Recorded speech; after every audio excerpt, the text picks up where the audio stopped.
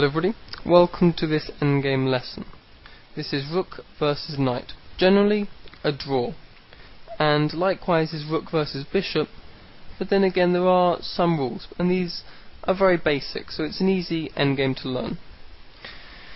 This position I show you is in fact a win for the rook because of separation, and really very simple idea. The knight has to be close to the king in order to survive. Otherwise it gets dominated, as we see in this example. Knights on the rim are dim, and especially in the endgame, when they can be dominated. So as you can see, all these squares controlled, so it must go here, again, all these squares controlled, and then finally, done. Finished, cooked, and ready for eating. The rook eats the knight, and that's game over. So that shows really why the knight has to be close to the king. And here we are. This is our main position. This is a draw. And okay, I'll just mention, you can see in more detail in the other lecture to which I refer you for rook and bishop. Okay, rook and bishop. In that case, the most important point is about stalemate. And if it's a dark square bishop, then it's good to have the king on a light square in the corner and the bishop here on the dark square because of the stalemate trick. If you're not familiar with this, I refer you to that lecture. But there's only one important thing you need to know about king and knight, and that is togetherness. Okay? Just compare it with the separation problem we saw in the other example. But here we need to keep the king and knight together. Knight b1. And really anything that black tries is in vain. Check here. And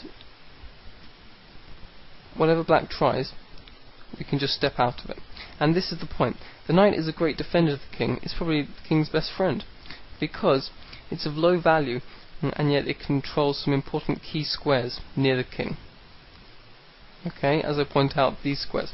It means that the king cannot advance, and really, he cannot play king c3, and he must play just rook a2, because if rook to h1, then king b2, and white escapes.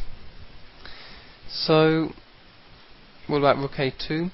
Well, now the idea is perhaps to create a nasty pin, like in the rook versus bishop. Now we can play king to d1, and it is indeed the only move to keep the knight. And black must simply play rook c2. Why? Because after rook a1, king c1, obviously if this were a bishop then that would be impossible, but the point is that because we control these crucial squares, and importantly c3, the king cannot play to c3, in which case it would be Zugzwang, and the king would have to move, thereby losing control over b1. But obviously that's not the case, and the knight controls too many squares for black to make progress. And now this is the only legal move. But it seems that however hard the king and rook try to dominate the knight, even if it's on such a difficult position like like a3, as long as the king is relatively close, it can always seek help. And very simple. See, now we even attack the rook with tempo, so we can return. And there's no way of dominating like draw.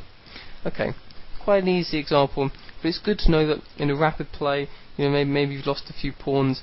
It's good to know that if you're maybe a bit of material ahead, but there's lots of pawns threatening to promote, you can just trade off a piece. You can lose a piece for the pawns, neutralize those endgame threats like promotion, and just play out this game to an easy draw. Just make sure you keep king and knight together. That's the theme. Thank you much. Goodbye.